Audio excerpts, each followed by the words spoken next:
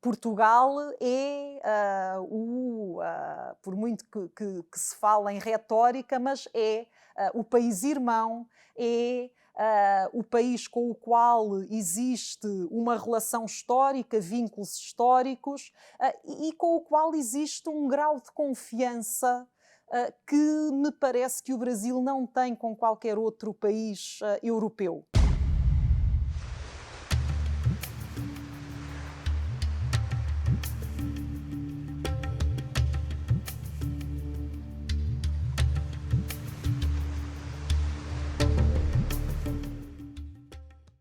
Olá, o Canal Brasil está aqui em Lisboa e hoje nós conversaremos com a professora acadêmica de Relações Internacionais, Carmen Fonseca. Carmen, muito obrigado por estar aqui conosco. Obrigada.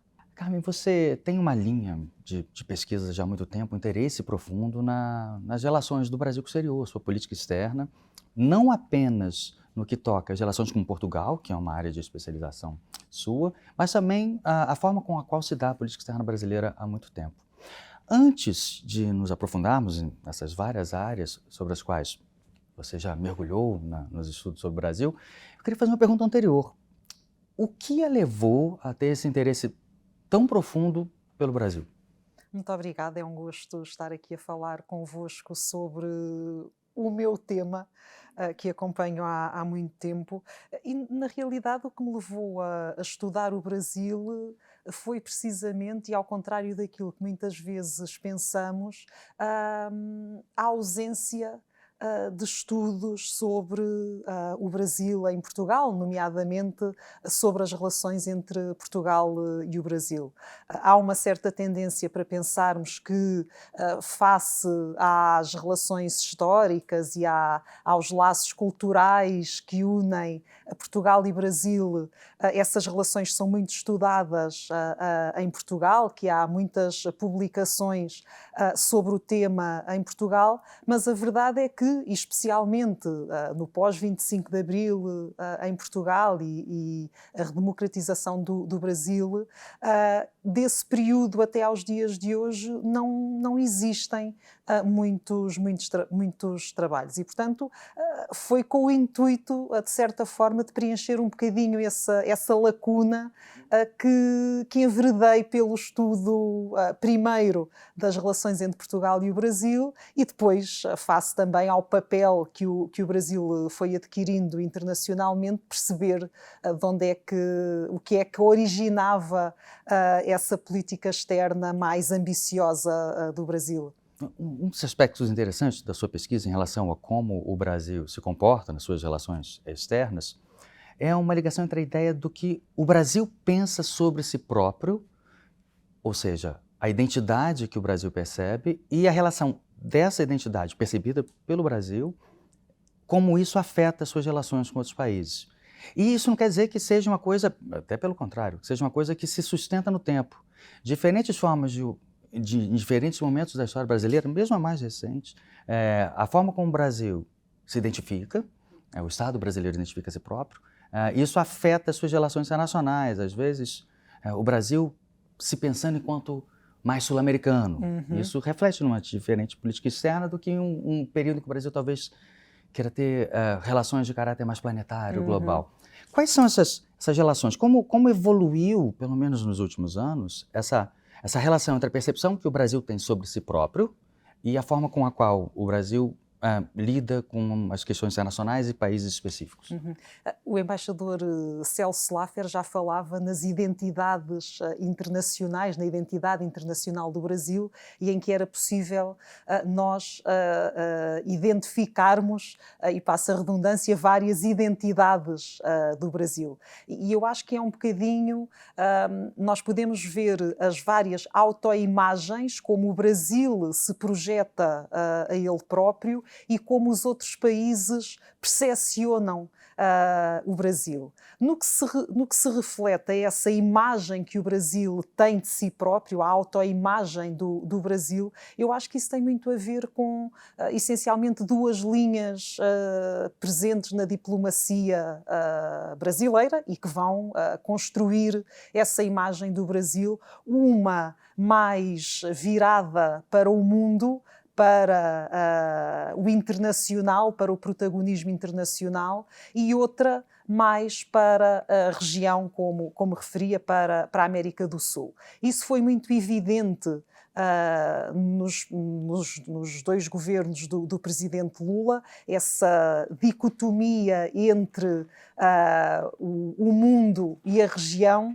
essa hesitação, ou pelo menos indefinição, sobre se a prioridade da política externa do Brasil era o mundo ou era a região, e foi muito claro esse caminho, por um lado seguido pelo ministro Celso Amorim e pelo professor Marco Aurélio Garcia, portanto, que com uma visão e com uma atitude mais direcionada para a região, enquanto o ministro Celso Amorim com uma atitude e uma ambição internacional muito maior. E depois, mesmo dentro desta identidade internacional do Brasil, há uma diferença também entre a tal ideia do Brasil potência, do Brasil afirmar-se como uma potência entre as potências, ou o Brasil direcionar-se para o chamado Sul global e para se identificar com os países que partilham alguns dos problemas, das inquietações relacionadas com as desigualdades que também existem no Brasil. E, portanto, a política externa do Brasil, desde a sua redemocratização, e especialmente ao longo do século XXI, tem hesitado, por assim dizer, entre estas dimensões, entre o Sul global, entre a região, entre o mundo propriamente dito, e vamos ver agora como é que estas identidades se vão hierarquizar e como é que o Brasil se vai posicionar e vai definir a sua política externa, que ainda não ficou muito claro como é que isso vai ser feito. Num debate recente, acho que o tema era até os 200 anos da independência brasileira. Você usou uma expressão que achei muito curiosa, assim, o Brasil é um bocadinho estranho na América do Sul. Como é que seria essa própria hesitação, ser sul-americano, não ser sul-americano, seria essa a ideia? Eu acho que desde logo porque é o único que não é hispânico, e portanto há essa ideia também, ou essa percepção, autopercepção de que ele é diferente dos demais, dos países vizinhos.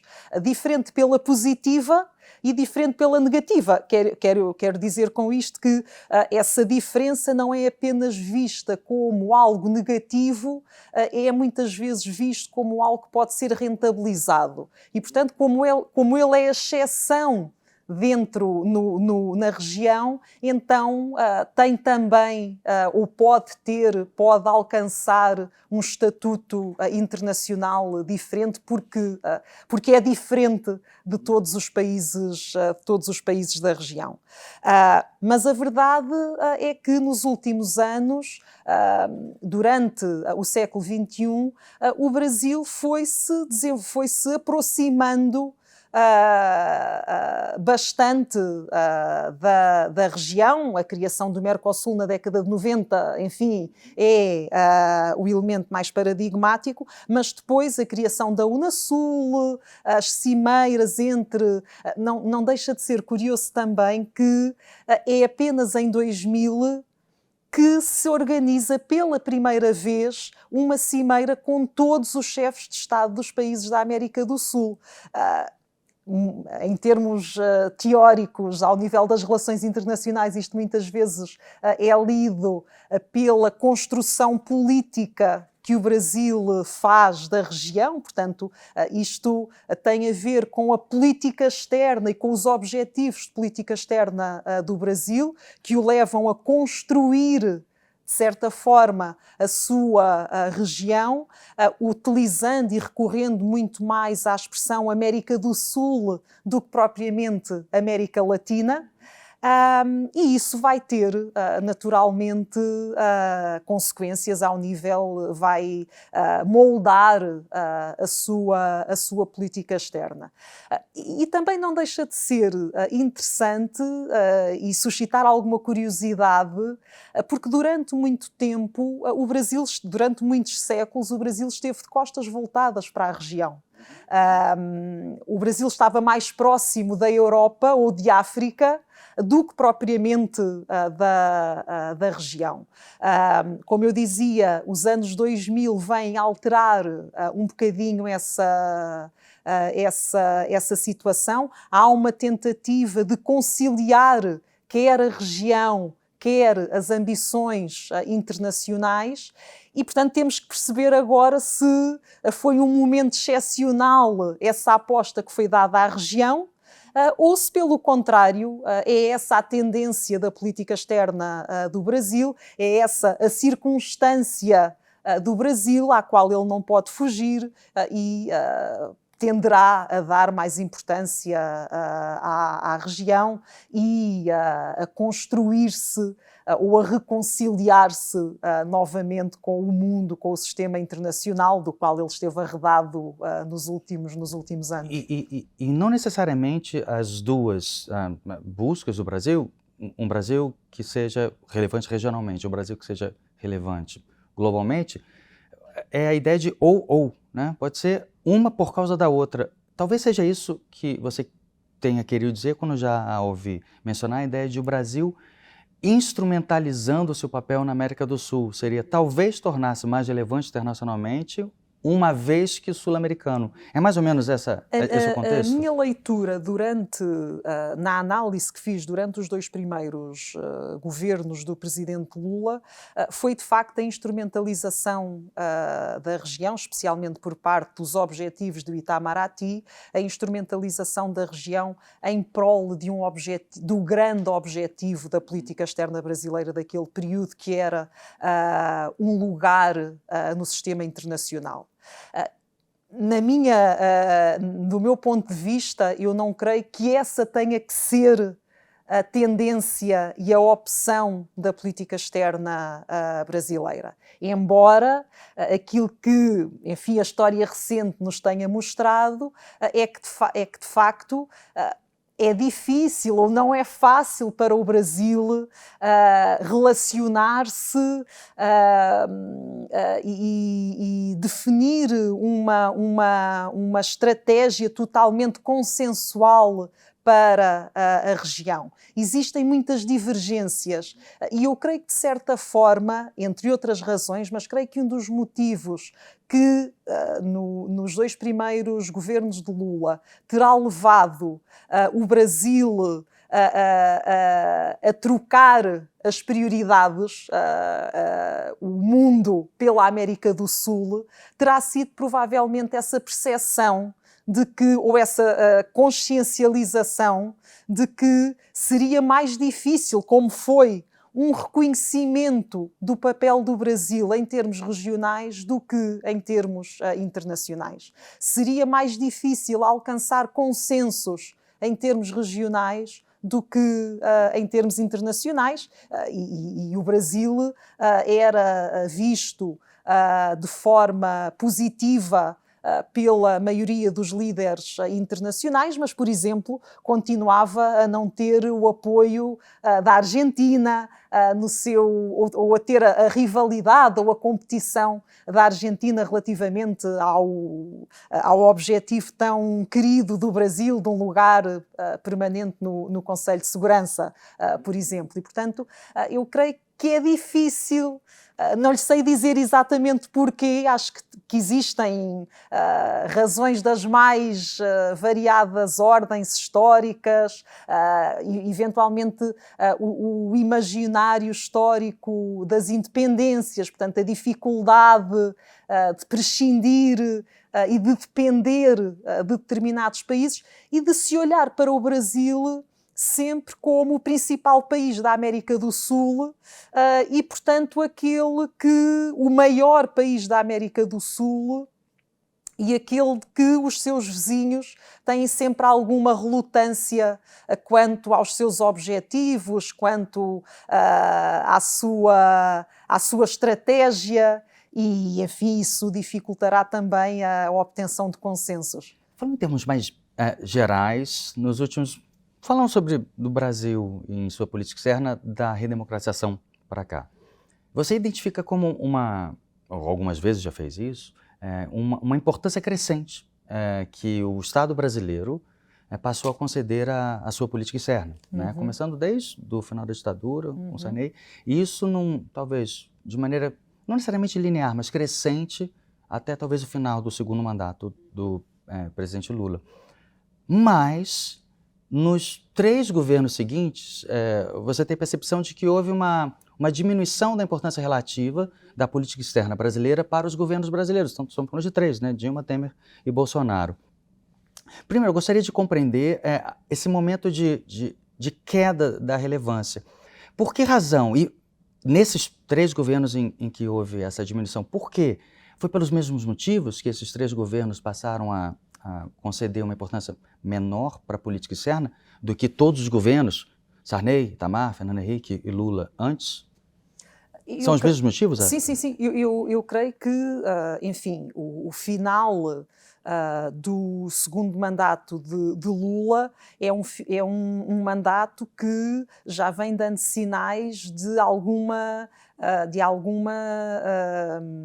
dificuldades, para não dizer crise, de algumas dificuldades em termos económicos. E a Presidente, eu dou muita importância ao papel das pessoas, ao papel dos líderes na política externa, à sua percepção e à leitura que intrinsecamente eles fazem do ambiente internacional, aqui internacional no sentido exterior, quer seja regional, quer seja extra-regional. E aqui o perfil da Presidente Dilma e do Presidente Lula era bastante diferente, e além disso Lula era ainda ladeado por Celso Amorim, que eu acho que também tinha uma visão muito particular, muito definida sobre aquilo que em termos internacionais queria para o Brasil, com muita ambição.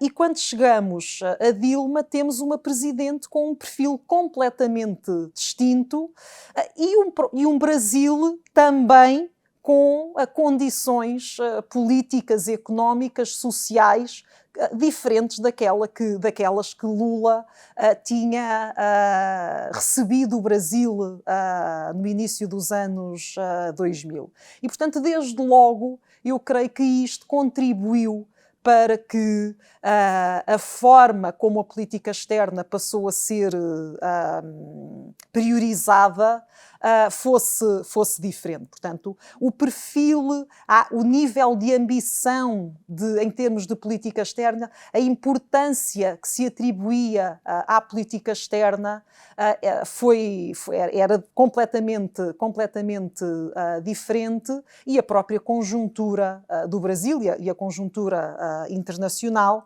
eram substancialmente diferentes. Isso moldou a forma como a política externa brasileira passou a ser feita. E por isso é que muitas vezes, enfim, quando nos referimos aos últimos 4 anos do presidente Bolsonaro, nos referimos a uma ausência de política externa, mas não nos podemos esquecer, de facto, que esse desaceleramento da política externa brasileira era algo que já vinha sendo trabalhado, ou que já vinha existindo, e lá está, embora por motivos diferentes, entre os governos que estava a mencionar. Mudando um pouco de assunto, falando de uma coisa que é muito relevante no Brasil hoje e também tem uma boa relevância na Europa, que é a tentativa de chegar a um acordo de livre comércio entre Mercosul e União Europeia. Mas eu gostaria, Carmen, de ver uma visão um pouco mais europeia, porque no Brasil nós somos mais acostumados a ver as críticas, as oportunidades que se percebe que seriam criadas. Mas queria aproveitar a sua leitura europeia dessa questão. Eu acho que há dois pontos relevantes que muitas vezes não são percebidos com a mesma clareza no Brasil. É tanto o contexto dentro do qual a União Europeia decide, em 2019, fazer pelo menos o texto, entre aspas, final do acordo, e também as restrições que dentro da União Europeia se faz. Falando primeiro do primeiro ponto, você menciona que para se avaliar a assinatura do documento, que seria o documento final, mas que não foi aprovado nem no Mercosul, nem na União Europeia ainda, havia um contexto específico na Europa. Por exemplo, havia a ascensão da China, havia o governo Trump nos Estados Unidos e um ataque contra o multilateralismo, acho que você mencionou em determinado texto, até contra a racionalidade nas relações internacionais. Talvez o acordo fosse lido num contexto de a Europa que busca um comércio baseado em regras. Ou seja, havia um contexto, um período político específico de interesse da Europa por aquilo. Pode nos explicar um pouquinho mais esse fator? Eu, de facto, acho que essas oportunidades, a conclusão do texto resultou, na minha leitura, da conjugação dessas oportunidades que se foram esvaindo ao longo dos tempos, que foram desaparecendo ao longo dos últimos anos. E, de facto, na Europa havia havia desde logo o final da comissão que estava em funções ia terminar e, portanto, havia também a vontade de dar um sinal ao mundo de que, independentemente da guerra comercial entre a China e os Estados Unidos, a Europa tinha um papel no comércio internacional e esse papel poderia ser ressaltado precisamente com o espaço comercial, com a área comercial que se podia criar entre a América do Sul e entre a Europa. Mas a verdade é que é difícil implementar, como temos visto ao longo destes últimos anos, é difícil implementar tudo isto porque existem questões, digamos, técnicas que têm uma dimensão política, indiscutivelmente, que é muito difícil saber como é que os governos, os países, as economias sul-americanas vão responder àqueles que são os elevados estándares de produção, de comercialização de muitos dos produtos, nomeadamente pecuários, e daí o grande impasse que se continua a ter, mesmo que se pensasse que em 2019 se iria chegar ao fim do impasse, a verdade é que se avançou um bocadinho mais, mas o impasse continua, porque as questões ambientais são fulcrais na Europa atualmente. E é muito curioso, e alguns analistas evidenciam precisamente esse aspecto, os momentos, os tempos em que o acordo começou a ser negociado na década de 90 e o momento atual são tempos completamente diferentes. As preocupações, a agenda internacional, do comércio internacional da década de 90 era uma agenda diferente daquela que é hoje. E, portanto, foi, de certa forma, esse sinal, o acordo beneficiou da necessidade que a Europa tinha de dar esse sinal ao mundo de que estava em condições de definir o próprio espaço comercial independentemente das guerras entre os Estados Unidos e entre a China, mas a verdade é que é preciso convencer os Estados-membros de que os países do Mercosul cumprem algumas das regras, alguns dos standards que são impostos aos produtores europeus e, portanto, eles querem que esses mesmos standards, essas mesmas regras sejam também impostas aos produtores do Mercosul. E depois eu acho também que há... parece-me que o acordo comercial é muito mais debatido nos países do Mercosul do que em alguns países europeus. Países como a Irlanda, como a França, como a Bélgica, como a Áustria, que desde o início, poucos meses depois do acordo político, do texto político ter sido concluído, se vieram manifestar contra, mas para além desses não é um tema muito debatido, não em Bruxelas, mas nas capitais dos Estados-membros. E isso, enfim, tendo em conta o papel que Portugal muitas vezes quer ter no seio da União Europeia, relativamente à relação com a América Latina, com a América do Sul, com o Brasil, durante a presidência portuguesa da União Europeia, e supostamente o tema do acordo com o Mercosul iria estar na agenda e acabou por ter sido posto de lado. E é curioso como agora está a ser colocada grande expectativa na presidência espanhola, que vai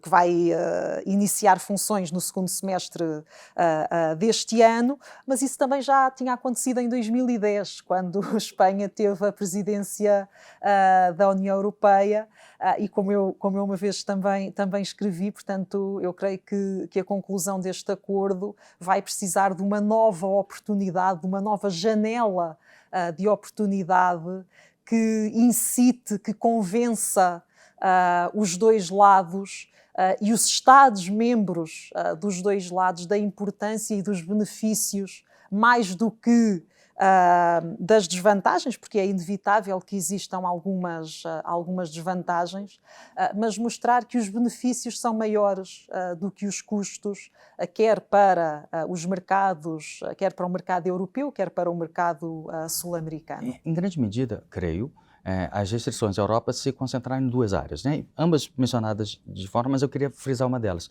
A resistência de alguns setores agropecuários, especialmente pecuários, de alguns estados europeus, e a questão ambiental, em que houve uma piora expressiva no cuidado, ou pelo menos, não apenas na forma com a qual se tentou manter uma proteção do meio ambiente no Brasil nos últimos anos, mas também a percepção disso.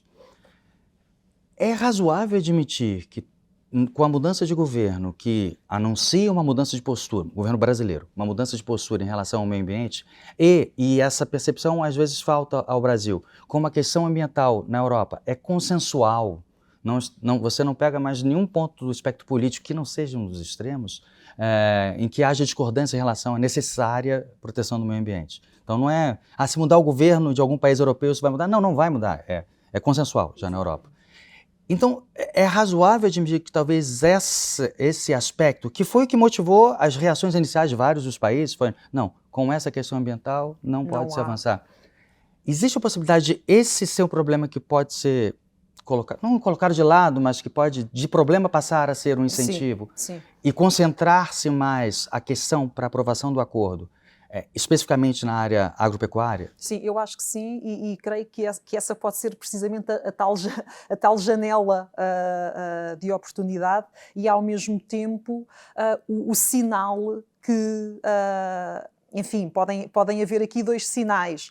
Do lado do Brasil, porque as reações, o acordo não é apenas com o Brasil, não é? Com todos os países do Mercosul, mas as reações após a conclusão do texto, em junho de 2019, resultaram precisamente da forma como o Brasil estava a lidar com a questão ambiental, com todo o desmatamento e os fogos que estavam a acontecer na Amazónia, em que o presidente Macron se veio manifestar de imediato a dizer que não iria a ratificar, a contribuir, a apoiar a ratificação do acordo no Parlamento francês. E, portanto, do lado do Brasil, e eu creio que têm sido esses os sinais que têm sido dados, a aposta numa agenda ambiental, o trazer o Brasil para o centro da agenda internacional ambiental, da discussão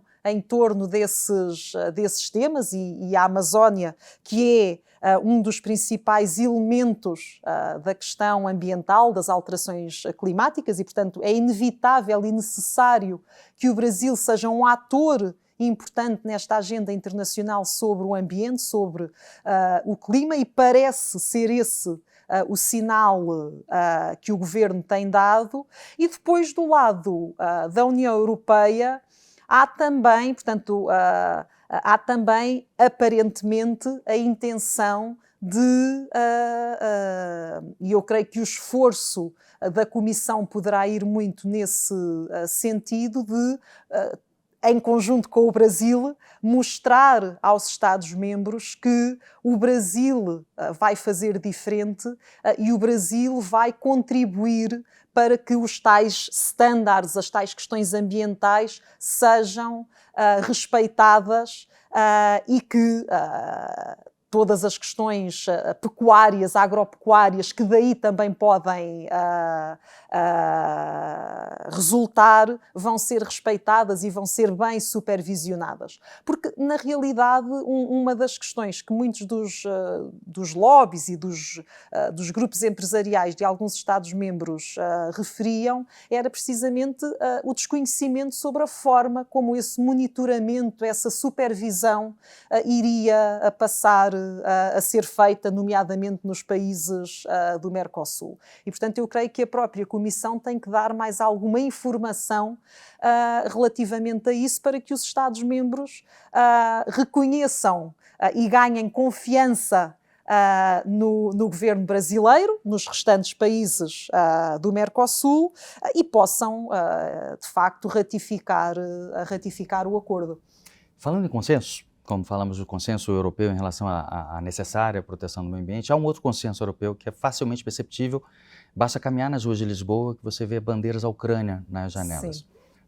Portugal é o país europeu mais distante da crise e o governo português dá sinais claros que está ao lado da União Europeia na defesa da integridade territorial da Ucrânia.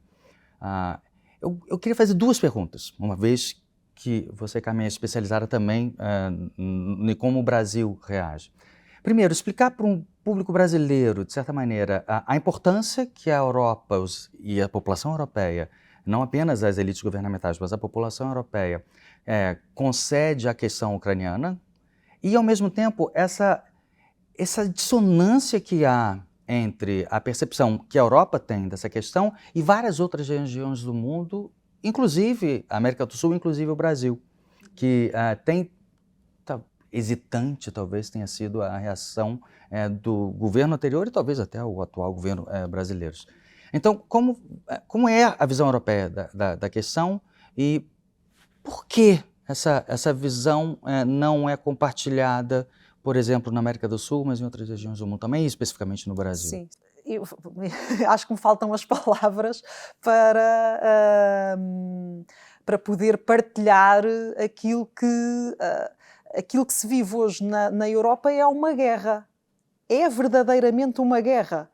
Se nós formos ler os livros de história, se nós formos, e muitos dos países da América do Sul sempre olharam para a Europa como um exemplo e como paradigma, se nós lermos alguns dos livros de história, precisamente porque conseguiam superar essas guerras e esses desafios, se nós formos ler os livros de história, são essas coisas que nós líamos nos livros de história que agora está a acontecer aqui uns quilómetros mais à frente. E eu creio que em Portugal não existe muito essa sensação de que somos o país mais distante. Estamos todos na Europa e é uma guerra em solo europeu e é tentativa de tomar um Estado soberano, independente. E, portanto, apenas com isto, eu creio que deveria ser facilmente percepcionado aquilo que um europeu ou um ucraniano está a sentir.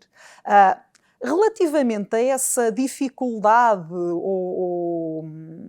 ou essa ambiguidade ou hesitação, mais do que ambiguidade, é hesitação em alguns dos países da América Latina e da América do Sul, eu creio que também tem a ver um pouco com o outro lado da guerra, com a Rússia, com a forma como ao longo dos últimos anos, a Rússia se tem projetado se foi aproximando de muitos dos países da América Latina e de como a informação continua a chegar a esses países. Provavelmente o papel que alguns meios de comunicação social russos têm em países da América Latina ou da América do Sul contribuem para construir uma determinada imagem, uma determinada visão sobre a guerra. A guerra que hoje existe na Europa é uma guerra entre a Ucrânia e entre a Rússia, ou entre a Europa e entre a Rússia. E eu acho também que na percepção, em muitos dos países latino-americanos, há a percepção de que é uma guerra entre os Estados Unidos e entre a Rússia.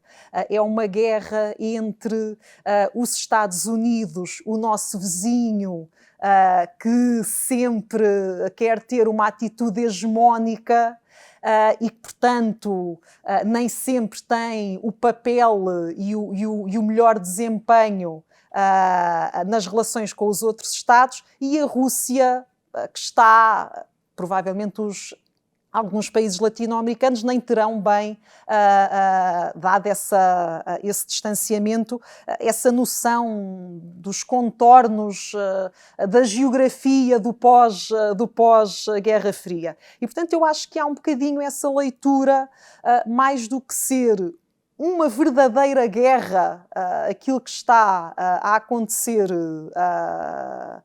entre a Ucrânia e a Rússia, entre a Europa e a Rússia, há um bocadinho a leitura de os Estados Unidos como o inimigo e aquele país que... porque não nos podemos esquecer que há, quer queiramos, quer não, um certo sentimento anti-americano. Às vezes, eu creio que às vezes é até inconsciente em alguns dos países da América Latina, independentemente dos governos. E, portanto, se os Estados Unidos estão a apoiar, então é de desconfiar. E eu acho que é essa sensação de desconfiança que leva a que alguns países latino-americanos hesitem no apoio à Ucrânia e no repúdio absoluto desta guerra. Porque os Estados Unidos já tiveram no Iraque, porque os Estados Unidos já tiveram no Afeganistão, porque os Estados Unidos já tiveram no conflito israelo-palestiniano, na Líbia, na Síria, e, portanto, eu acho que há uma certa tendência de banalizar um bocadinho o conflito, porque os Estados Unidos normalmente estão nesses conflitos. Mas a verdade é que agora é um bocadinho diferente e talvez seja inevitável sentir isso de maneira diferente, porque é uma guerra que acontece em solo europeu e creio que isso também é inevitável. Carmen, uma última questão, e aí falando diretamente das relações Brasil e Portugal, hoje ou talvez mais importante do que hoje, uma projeção para os próximos anos de relação entre Brasil e Portugal. Como mencionou, houve uma despreocupação nos últimos governos brasileiros em relação à política externa. Isso naturalmente afetou também a densidade das relações entre Brasil e Portugal, mas tem sido exibidos sinais, pelo menos públicos, de uma possível aproximação, né? O presidente Lula estará aqui exatamente no período da comemoração da principal data nacional de Portugal, que é 25 de abril. Antes mesmo da posse, o presidente então eleito brasileiro esteve com o primeiro-ministro português. Acredito que o primeiro presidente a congratular o presidente eleito no Brasil foi o presidente português. É razoável admitir que talvez haja um momento mais positivo nas relações entre Brasil e Portugal? E quais seriam as expectativas? Porque você mesmo já mencionou que nos governos anteriores do presidente Lula, Portugal não foi uma prioridade para o governo brasileiro. Sim, todos os sinais de ambos os lados estão a ser dados nesse sentido, de que vai haver um reavivar das relações que vinham perdendo espaço desde o final.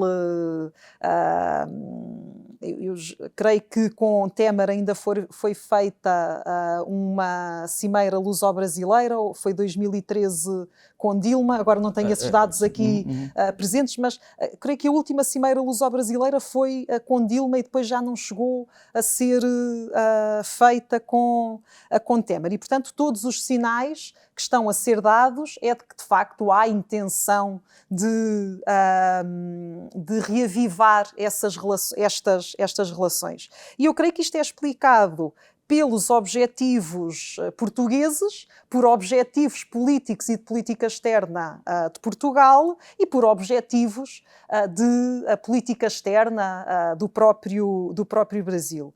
Do lado do Brasil, e como estava a referir, há, de certa forma, o regresso do Brasil à política internacional, que tinha ficado em stand-by com o governo Bolsonaro.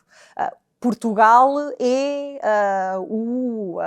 por muito que se fala em retórica, mas é o país irmão, é o país com o qual existe uma relação histórica, vínculos históricos, e com o qual existe um grau de confiança que me parece que o Brasil não tem com qualquer outro país europeu. E isso e pode ser alavancado também do lado de Portugal. Admitindo que o Brasil quer voltar ao cenário internacional, o Portugal, como país da União Europeia, pode de facto ser um elo importante no diálogo e no transmitir, no projetar essa confiança no Brasil pelos restantes países da União Europeia. E depois eu creio que há aqui outro elemento muito importante que aproxima Brasil e Portugal, que é o número da comunidade brasileira em Portugal. É impossível, ou seria uma má escolha, uma má opção, que Portugal e Brasil não se aproximassem, pelo menos com o objetivo de gerir a questão migratória, e eu creio que é curioso olhar para o primeiro governo Lula no início do século XXI e estes primeiros meses.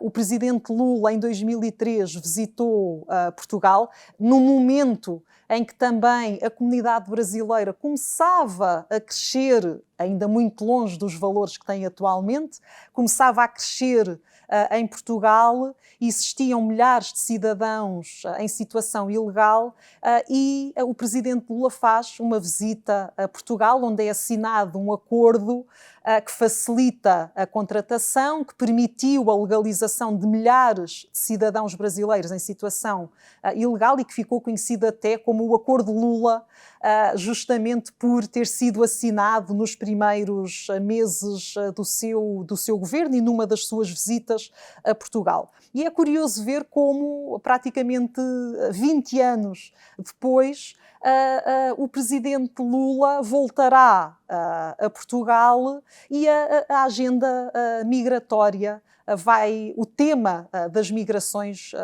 da comunidade brasileira em Portugal vai voltar a estar no topo da agenda, será um tema da agenda entre os dois países. E, portanto, eu creio que é inevitável que haja esta aproximação perante os dados da comunidade brasileira em Portugal. Mas, para além disso, não deixa também de ser interessante olhar para a evolução que se faz ao longo destes últimos anos, destes 20 anos, quando existem encontros e desencontros entre Portugal e o Brasil, quando existe um afrouxamento, um baixar das relações políticas entre os dois países, mas isso não significa o fim das relações, digamos, sociais ou culturais entre os dois países. E isto é, de facto,